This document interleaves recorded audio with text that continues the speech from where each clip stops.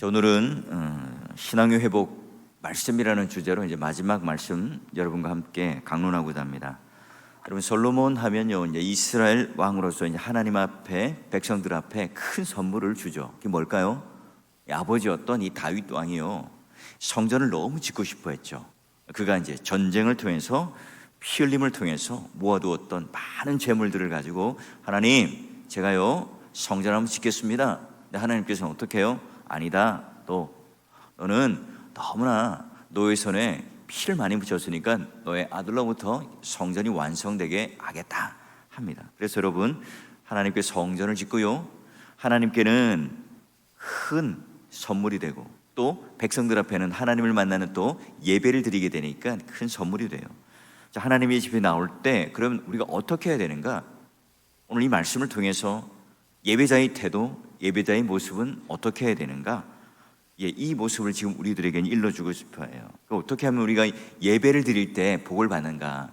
어떻게 하면 우리가 예배를 드릴 때 하나님께서 지금 우리에게 이제 복을 주시려고 이 복의 보따리를 딱 쥐고 있는데, 그거를 우리들에게 선물로 주려고 하는데 우리가 어떻게 하면 그것을 손을 내밀어 받을 수 있는가 하는 것을 오늘 이 전도서 말씀을 통해서 알려주려고 합니다. 자, 그러면 먼저요, 우리가 뭘 해야 되는가? 우리가 성전에, 예배당에, 또 교회에, 그리고 하나님 앞에 예배를 드릴 때 어떻게 해야 되는가? 1절 보면 이럽니다. 너는 하나님의 집에 들어갈 때에, 이제 예배자로서 이제 예배에 오는 그런 첫 순서죠. 내 발을 삼갈지어다. 여러분, 보통 이제 신발을 벗어라 이런 표현들은 많이 나오잖아요. 내 발을 삼가라, 이게 무슨 말일까요? 바로 이제 예배당에 오기 전에 너의 그 일상의 삶 가운데 거룩한 삶을 살아라.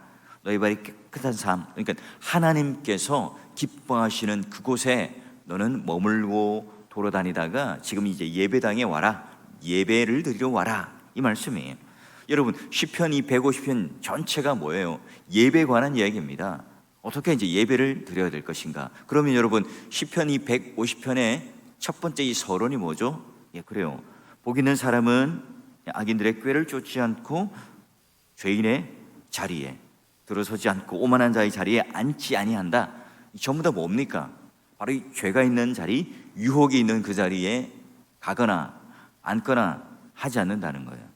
바로 이 성도의 발은 이 주일날만 이 거룩한 발이 되어서 예배당 안에 들어와서 그 발을 밟고 지당하는 것이 아니라 우리 일상의 삶 가운데도요, 우리 발이 거룩한 곳으로, 또 하나님께서 기뻐하시는 곳으로 밟고 돌아다니며 오늘 성전에 오라 하는 거예요. 예배자로 준비하라는 거죠. 우리가 한 주간 내 마음대로 살고 내가 가고 싶은 곳, 내가 하고 싶은 곳, 내가 원하는 곳, 이제 그런 곳에 가서요 실컷 그 밟고 다니고 또 행하고 다니고 또 내 마음대로 살아요. 딱 이 주일날 올 때요, 아무렇지 않은 듯 하나님 앞에 예배를 드리러 와서는 안 된다는 거예요.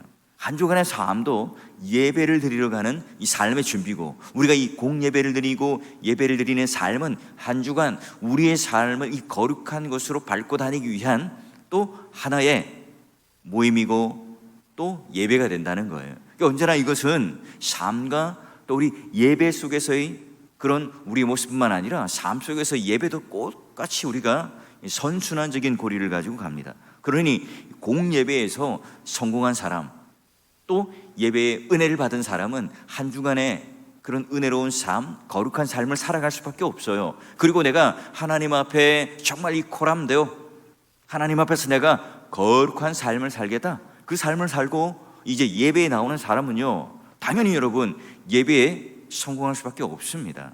그래요. 우리가 일주일 동안 하나님 앞에서 예배 드릴 수 있는 곳, 말하자면 하나님께서 오늘 우리 발을 깨끗한 상태로 기뻐하시는 그곳을 돌아다니다가 또 그것을 우리가 행하다가 예배의 자리에 오시는 여러분 되시길 바라요. 여러분, 우리가 두 종류의 발이 있겠죠. 하나는 믿음의 발이 있을 거예요. 오늘 여기 거룩한 발이 되어서 성전이나 또는 세상에 가서나 하나님께서 기뻐하시는 그 발. 그런데 여러분, 육신의 발은 어때요? 성전에 와 있습니다. 그러나 한 발은 어디에 걸칩니까? 성전 밖에 발 하나를 걸치고 하나는 또 성전에 걸쳐요. 그럼 여러분, 예배를 드릴 때 말씀을 듣는데도요, 그 말씀을 들었다가 세상 걱정도 했다가 또 말씀의 은혜를 받았다가 세상의 염려도 함께 해요. 자, 그래요. 그러니까 온전한 예배를 드리지 못하죠. 자꾸 이제 시계를 쳐다보게 되고 또 주보를 쳐다보게 되고 온통 또 내가 지금 투자해 놓은 주식 또 여러 가지 같던 염려들을 자꾸 내 머릿속에 떠올리는 거죠. 게다가 뭐 카톡이 왔는지 한번 체크해보고 페이스북에 좋아요도 누르고 또 인스타그램을 보면서 또 확인도 하기도 하고. 여러분, 우리가 아예 여러분 이 세상의 신발을 벗지 못한 채 육신의 신발을 신고 예배를 드리면서 이 말씀이 들리지 않는, 말씀이 경청되지 않는, 말씀이 오늘 내 육신의 귀와 영의 귀 가운데 들리지 않는다면 그 예배는요 성공하지 못해요. 하나님께서는 그 예배를 받으시지 않겠죠. 여러분, 우리가 휴대폰을 잠시 꺼놔도요 1시간 정도 꺼놔도 이 세상은 망하지 않습니다. 우리에게 만약 정말 급한 일이 있다면 교회 사무실로 연락이 올 거예요. 전달될 겁니다. 여러분, 우리가 그런 마음을 가지고 한번 휴대폰도 꺼놓고 집중하여서 하나님의 말씀을 듣고자 할 때 바로 우리가 육신의 발을 가지고 예배당과 이 세상의 발을 딱 담그고 예배를 드리지 말고 정말 그 시간은 모든 것들을 다 끊어놓고 온전히 내가 하나님 앞에 예배를 드리겠다, 하나님께서 하시는 말씀 내가 들어보겠다, 여러분 이 말씀 가지고 딱 앉아 있으면요, 그리고 내가 예배 30분 전 더러는 1시간 전에 오셔서 우리 믿음의 선배들은요 곳곳에 앉아서 기도하면서 예배를 준비하세요. 그런 분들은 예배의 은혜를 받지 말라고 해도 받겠죠. 오늘 그 말씀을 들을 때 한 말씀을 굉장히 여러분 단 말씀으로 들을 수밖에 없을 거예요. 근데 여러분, 내가 너무 급한 마음에 허겁지겁 막 그냥 와서 막, 특히 여름날 얼마나 덥습니까? 주차장에 차를 내놓고 이 언덕길을 올라오면요 아무리 에어컨 빵빵하게 틀어도요 막 땀이 비어도 흐르고 덥죠. 막 부채로 주보를 막 흔들게 되고, 그러면 여러분 정신까지 흔들리게 되고, 이 앞에서 여러분 설교자도 마찬가지 그런 모습을 보고 있으면 저도 막 흔들려요. 그러면 서로가 어떻게 해요? 예배에 집중이 안 되겠죠. 그러니까 우리가 하나님 앞에 말씀을 듣기 위하여 먼저 우리의 발을 거룩하게 하는, 그리고 하나님 앞에 기뻐하시는 그곳에 돌아다니고 또 행하다가 예배의 자리에 오는 게 너무너무 중요합니다. 우리의 삶을 돌아봐야 해요. 자, 그리고요 두 번째는 어떻게 이 전도서가 말하고 있는가? 자, 가까이 하여, 뭘 가까이 하죠?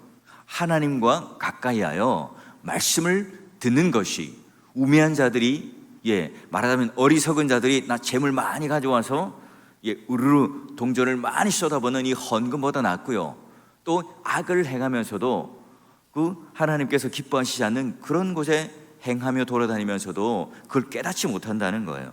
왜요? 뭐가 안 들려요? 하나님과 가까이 하고 말씀이 들리지 않기 때문에 그래요. 여러분, 우리가 예배를 드리다 보면 이 대부분이 뭡니까? 하나님 앞에 드리는 시간이에요. 헌금도 드리고 찬양도 올려드리고 우리가 모든 그런 예배의 시간, 기도도 올려드리는 거죠. 근데 여러분, 어쩌면 유일하게 우리 받는 시간이 있습니다. 은혜 받는 시간이 있습니다. 뭐죠? 바로 말씀을 듣는 시간이에요. 하나님께서 오늘 우리들에게 마치 이 광야에서 이 만나를 비같이, 은혜의 비같이 내리듯이 이 땅에 있는 것 말고요, 하늘에서 오늘 하나님 주시는 선물처럼 말씀은요 듣는 시간입니다. 받는 시간이에요. 그러니까 여러분, 우리가 은혜를 받는 시간, 그 시간 여러분 놓쳐버리면 어떻게 되겠어요?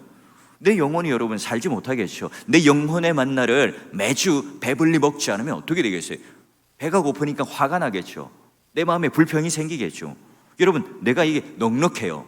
주머니에 돈도 많아요. 지갑도 막 돈이 두둑합니다. 게다가 맛있는 음식을 먹고 배가 불러요. 여러분, 이런 때 우리의 마음은 조그만 그런 어려움과 실수가 있더라도 넉넉하죠.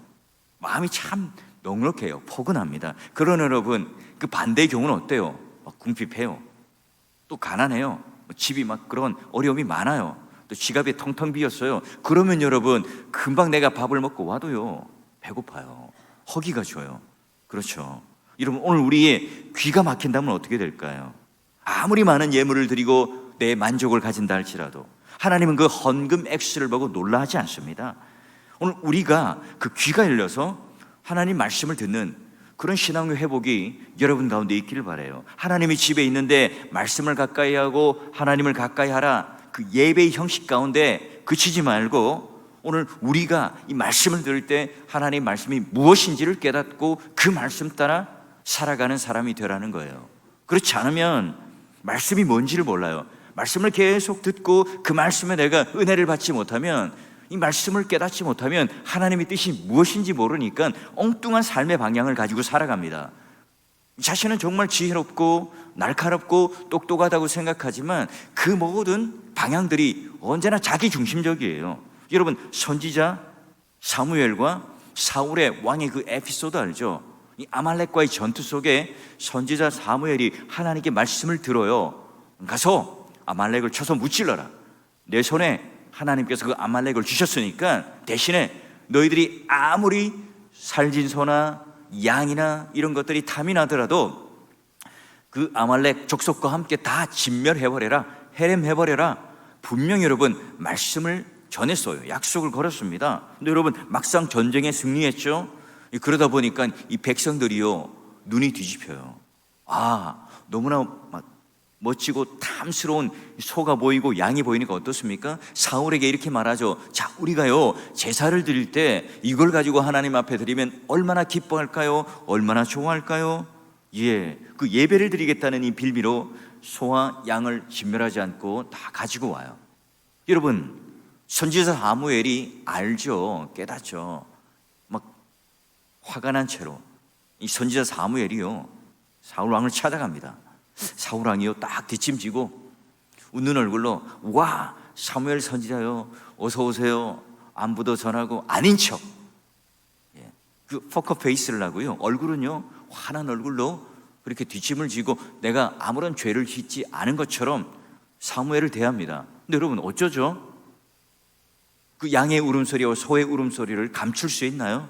감출 수 없어요. 묻죠. 어찌 됨입니까?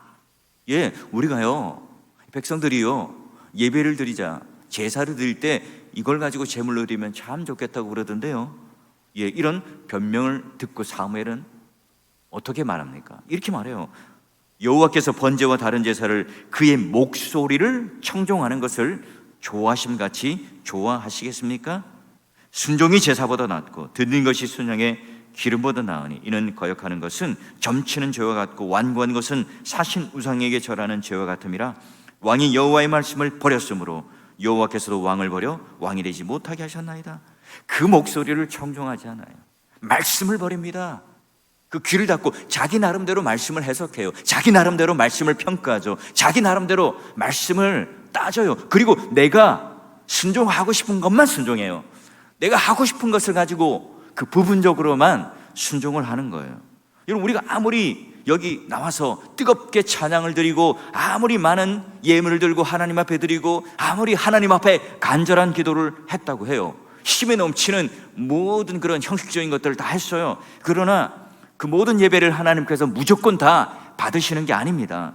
여러분, 하나님께서 이 말씀이 선포될 때 청종하는, 귀가 열리는, 그건 단순하게 우리가 말씀을 듣고 깨닫고 이해한다 이 정도로 끝나는 게 아닙니다. 청종이라는 단어는 어떤 뜻입니까? 반드시 그 말씀에, 순도 100%의 말씀에 순종하는 그 믿음의 순종을 말하는 거예요. 하나님께서요 오늘 우리들에게 그 청종하여 말씀을 듣는 자들에게 역사하는 줄 믿습니다. 여러분, 예배 드릴 때마다 하나님 앞에 가까이 나오시길 바라요. 하나님 앞에 가까이 나온다는 것은 하나님 말씀을 정말 겸손한 마음으로 허리를 동이고 그 말씀을 내가 청종하여 듣겠노라, 귀를 기울여 듣겠노라.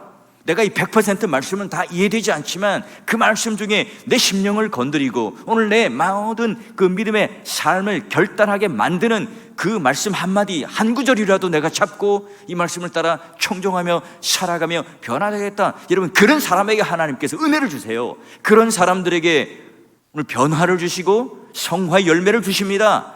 그게 여러분 이 역사 속에 오았던 하나님께서 우리들에게 행하신 그 놀라운 은혜죠. 그래요, 여기 솔로몬이 말합니다. 전도서를 통해서 이 자녀들아, 믿음의 후배들아, 믿음의 언약의 자손들아, 귀가 열리면 산다. 하나님 말씀을 들으면 산다. 청종하면 산다. 근데 여러분, 내가 이 귀가 열리지 않습니다. 말씀이 들리지 않습니다. 그러면 우리의 영혼은 점점 메말라가요. 우리의 모든 이 신앙은요 식어져 가죠. 불신앙이 됩니다. 회의가 돼. 염려, 의심이 자꾸 찾아오고요. 자꾸 오늘 이 감사, 하나님께서 우리에게 주신 만 가지 은혜와 이 감사가 눈에 들어오는 게 아니라 아주 조그만한 티, 아주 조그만한 점, 이걸 보고 이걸 붙잡고 지금 막 뻥튀기 하고 침소봉도해서 원망하고 불평하게 되는 게, 여러분, 우리가 그 원인들이 어디서부터 오는가? 귀가 열리지 않을 때 그렇다는 거예요. 여러분, 왜 여러분 성경은 이 재물보다 말씀 듣는 게 더 우선이라는 거죠? 그래요, 여러분. 우리가 우선순위가 중요합니다. 말씀을 듣고 은혜를 받고 하나님의 뜻이 무엇인지를 알고, 여러분, 그러면요 당연히 기쁜 마음으로 하나님 앞에 예물을 드리고 기도를 드리고 찬송을 드리겠죠. 그런데 여러분, 이게 순서가 거꾸로 되면요, 이게 점점 이제 돈 그리고 물질이 아깝기 시작합니다. 내가 이 헌금을 하고 예물을 드리고 봉헌하는 이 의미를 깨닫지 못하고 이해하지 못한 채 형식적으로 드리면 그 언젠가는요 자기 열심 가운데 그냥 스스로 포기하고 맙니다. 그렇죠. 하나님 말씀이 먼저 우리들에게 들릴 때, 그 말씀을 내가 청종하고자 할 때, 믿음으로 순종하고자 할 때, 여러분, 하나님께서는 그때 여러분 우리들에게 은혜를 주실 뿐만 아니라 그 삶의 변화를 우리들을 통하여 그 열매들로 드러내요. 여러분, 마르다와 마리아의 이야기를 한번 해드릴까요? 예수님께서 제자들과 함께 길을 갑니다. 사역을 하는 중에 마르다가 예수님을 초청하죠. 맛있게 밥을 지어드려요. 부엌에서 탁탁탁탁 칼질도 하고 맛있게 음식을 하고 분주합니다. 근데 여러분, 이때 동생 마리아는 예수님의 가까이 앉아서 뭐래요? 말씀을 듣고 있습니다. 지금 이 말씀은요, 양비론으로, 자, 식당에서 일을 하고 봉사하고 헌신하는 사람들은 뭐 잘못된 것이고, 이 교회 안에서 예배당에서 예배만 드리고 양육을 받고 공부하는 사람은 옳은 거다, 이걸 지금 말하는 게 아니에요. 자, 예수님께서는 지금 뭘 말하고 싶어 합니까? 마리아를 더 칭찬하시는데 뭘요? 뭐 여전도 회원들이나 뭐 식당에서 봉사하는 사람들에게 상처를 주기 위한 말씀이 아니란 말이에요. 자, 그런데 봉사도 정말 귀하고 마르다의 너의 섬김도 굉장히 중요하다. 근데 더 좋은 것, 바로 더 먼저 우선순위로 해야 되는 것이 뭐냐는 거예요. 바로 말씀을 듣는 거예요. 말씀과 순종을 자꾸 우리는 분리해서 생각하면 안 됩니다. 말씀을 듣지 않고 마르다가요 열심히 봉사를 했어요. 나오는 게 뭐죠? 예수님의 말씀을 듣지 않고 하나님 말씀을 듣지 않고 내가 열심으로 봉사를 했을 때 나오는 게 뭐냐면 불평과 원망입니다. 그래요. 하나님을 가까이 하지 않고 말씀을 가까이 하려면 지금 내가 하고 있는 열심과 봉사와 헌신도요, 그게 오늘 내 힘으로 하는 거기 때문에 하나님이 주시는 그 은혜로 공급받아서 하는 일이 아니기 때문에 금세 여러분 원망과 불평이 찾아오는 거예요. 와, 예수님, 저 동생 마리아가요 예수님 옆에서 저렇게 편하게 앉아 있는데 좀 얘기해서 부엌에 와서 좀 언니 좀 도와줘라 하셔야 하잖아요. 베드로 사도 당신이 좀 마리아 옆구리를 좀 꼬집어서 여기 좀 보내주세요, 함께 일을 할 수 있도록. 저 얼마나 얄미운 모습입니까? 이렇게 이제 생각을 하는 거죠. 그 귀한 봉사를 함에도 불구하고 말씀이 없어요. 그 말씀의 은혜와 그 힘이 없이 봉사를 하니까요 이런 원망과 불평이 나올 수밖에 없죠. 그래요, 여러분, 우리가 말씀을 듣고 은혜가 충만할 때 내가 그 힘으로 봉사하고 헌신하면요 그것이 오늘 나의 자랑이 되잖아요. 교만이 되지 않죠. 왜요? 내 힘으로 한 게 아니니까. 이 말씀을 떠난 그런 봉사와 헌신은요 힘들어요. 내 힘으로 하니까. 말씀과 또 그 은혜를 떠난 그런 가르침은요 결국은 이단이 되는 거예요. 우리가 교사를 하는데 우리 아이들에게 정말 내가 가르치고 싶어서, 내가 교사를 하고 싶어서 주일 학교 교사로 봉사하는 것 정말 제가 너무나 감사하게 생각하고 그 수고로움에 대해서 제가 늘 감동합니다. 근데 여러분, 우리가 교사의 직무를 잘 감당하는데 바쁜 일이 생겼다고 그래서 여러분 교사 그리고 그 주일 학교 예배만 드리고 그것을 끝내고 가시면 안 됩니다. 왕왕 그런 분들이 있습니다. 근데 여러분, 우리가 이런 주일 학교 예배를 드리는 것으로 끝내버리는 것, 이게 예배 끝, 이렇게 위험한 생각을 하시면 안 된다고요. 여러분, 교사이기 전에 우리는 한 교회의 성도회 공예배에 나와서 모두가 한 몸 된 사람으로 동일한 신앙 고백의 말씀을 듣고 그 말씀을 통해서 신학적 통일성을 가지고 함께 말씀을 보는 눈과 또 귀를 가지고 함께 또 우리가 어린 아이들에게 가르쳐야 하는 거예요. 여러분, 만약에 내가 봉사를 해야 된다, 예배를 드려야 된다, 이 두 가지가 상충된다면 여러분, 과감히 봉사를 내려놓고요, 오히려 우리가 하나님 앞에 예배를 드리는 그 자리를 회복하셔야 됩니다. 그래서 하나님께서 나에게 은혜를 주시고 감당할 수 있는 힘이 생기고 이럴 때 여러분, 다시 우리는 교사로서 헌신하는 자리로 가야 되겠죠. 우리 교회가 여러분 1인 1봉사를 하게끔 전환한 이유가 바로 그래요. 봉사 뒤에 예배를 숨겨놓으면 안 됩니다. 헌금 뒤에다가 말씀을 숨겨놓아서는 안 돼요. 직분 뒤에 우리는 또 숨어서도 안 됩니다. 봉사를 한다는 의미로, 헌신한다는 의미로 예배를 소홀히 해서는 안 된다고요. 말씀을 듣는 그 일에 소홀히 해서는 안 돼요. 여러분, 오늘 이 본문의 말씀처럼 우리는 항상 뭐에 가까이 가야 됩니까? 말씀에 가까이 가야 되고 하나님 앞에 가까이 가야 됩니다. 자, 그리고요, 또 이렇게 말씀합니다. 너는 하나님 앞에서 함부로 입을 열지 말며 급한 마음으로 말을 내지 말라. 하나님은 어떤 분이세요? 하늘에 계신 분이에요. 우리는 땅에 있는 사람입니다. 이 격차는요, 뭐 이렇게 잴 수가 없어요. 그런즉 마땅히 말을 적게 하라. 그래요. 우리가 말씀을 들으면서 이건 틀렸어, 이건 맞아, 저건 나랑 안 맞아, 이 상황에 저게 맞는 말이야, 이런 많은 말들, 많은 질문들을 우리가 할 수 있겠죠. 그러나 여러분, 어떻게 하라고요? 적게 하라. 하나님은 어떤 분이시라고요? 우리보다 더 멀리 보시고 더 잘 아시고 하늘에 계신 하나님으로서 모든 것을 전망하고 모든 것을 보고 계시는 전지전능하신 하나님이라는 사실들을 깨닫고 겸손하게 말씀을 경청하라.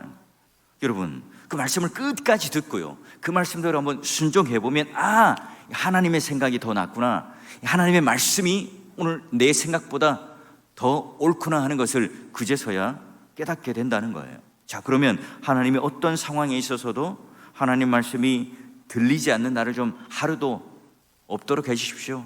주님께서 내가 있는 모든 이 영혼들을 살려내어서 오늘 하나님께서 이 독수리와 같이 날개쳐서 올라갈 수 있는, 내가 장정이라도 넘어지고 소년이라도 피곤하게 될 텐데, 그러나 하나님은 말씀을 듣고 있다면 내가 그 피곤치 않고 오히려 독수리 날개와 같이 날아가는 것처럼 오늘 하나님께서 그런 놀라운 은혜가 여러분 가운데 있을 거예요. 여러분, 그 은혜를 매주 공예배 때마다 누리고 살아가세요. 내가 한 주간 살아가면서 정말 내 영혼이 침체되고 피폐하지만 하나님께서 그 예배를 통하여 오늘 우리의 영혼을 소생시켜 주시고 은혜 가운데 다시 한번 우리를 충만히 채워주신다면 내가 다시 살아나리라, 그 힘을 가지고 내가 또 한 주간 살며 하나님의 그런 기뻐하시는 뜻대로 살아가리라, 이런 그 마음에 여러분 설렘과 동기부여를 가지고 예배 가운데 찾아오세요. 하나님 앞에 더 가까이 나가고 하나님 앞에 더 가까이 나가서 내가 이 말씀을 가까이 하고 듣겠노라, 그 마음의 결단을 가지고 나오는 사람들에게 하나님께서 은혜를 주시지 않겠냐고요. 우리의 신앙이 계속 침체되겠냐고요. 오늘 하나님께서 우리의 신앙을 다시 한번 이 말씀을 통하여 회복시켜 주실 거예요. 그리고 여러분, 세 번째로요, 이 예배를 드리는 이 자세, 말씀을 듣는 자세가 뭐냐? 예배를 드릴 때, 말씀을 들을 때 이 걱정과 염려를 다 맡기고 예배를 드리라는 겁니다. 걱정이 많으면요, 꿈이 생긴다고 그래요. 말이 많으면 우매한 자의 소리가 날 수밖에 없습니다. 마찬가지죠. 말을 많이 할수록 실수할 수밖에 없어요. 내 목소리를 크게 내지만 그게 항상 옳지는 않잖아요. 그렇기 때문에 언제나 그런 우매한 자의 소리가 날 수 있는 그런 경우가 있다는 겁니다. 그래요. 여러분, 오늘 우리가 이런 망상이 우리를 짓누르고 염려와 걱정이 그 미래에 있지도 않을 일들을 지금 현재 당겨와서 우리는 염려 걱정하는 일들이 얼마나 많습니까? 여러분, 이때 뭐예요? 모든 것을 다 맡겨놓고 다 맡겨버리고 뭐랍니까? 이때 말씀을 잘 들은 사람에게는요, 뭐가 나와요? 아멘이 터져 나오고요. 그러나 걱정하다가 이 염려를 하고 내 망상 가운데 막 차 있어요. 계속 이 우매한 자의 소리를 내고 듣지 않는 사람들은 뭐가 나옵니까? 휴 하고 한숨과 원망이 나와요. 여러분, 걱정이 은사인 사람이 있죠. 그 모든 것들 다 어디다요? 하나님 앞에 다 맡겨버리라는 거예요.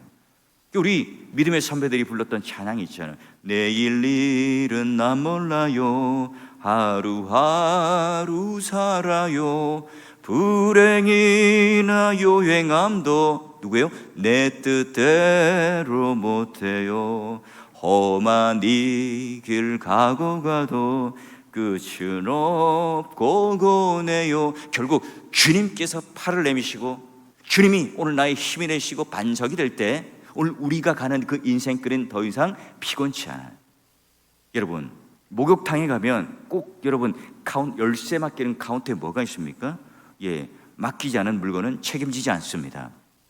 예배 시간에 말씀을 듣고 경청하며 들을 수 있는 그 신앙이 회복되길 바랍니다. 염려 걱정 다 맡겨버리시고 다시 한번 하나님 앞에 말씀을 듣는 이 회복의 신앙을 통해서 우리의 신앙의 기초, 여러분 우리가 한 주간 6일 동안 보았던 것, 첫 번째는 기도, 두 번째는 예배, 세 번째는 훈련, 네 번째는 섬김, 그리고 찬양, 말씀이라고 하는 가장 그 본질적이고 기초적인 이 신앙의 회복을 통해서 여러분 이제 남은 2022년 한 해 하나님께서 오늘 우리의 모든 침체되었던 또 다운되었던 우리의 심령과 우리 신앙을 하나님께 다시 한번 은혜로 북돋아 주셔서 회복되어서 지금 우리가 광야 한가운데, 사막 한가운데, 물 가운데 또는 불 가운데 지나갈지라도 오늘 하나님께서 우리 인생들 가운데 함께 하셔서 그 모든 환경과 역경 속에서 우리가 무너지거나 쓰러지는 존재들이 아니라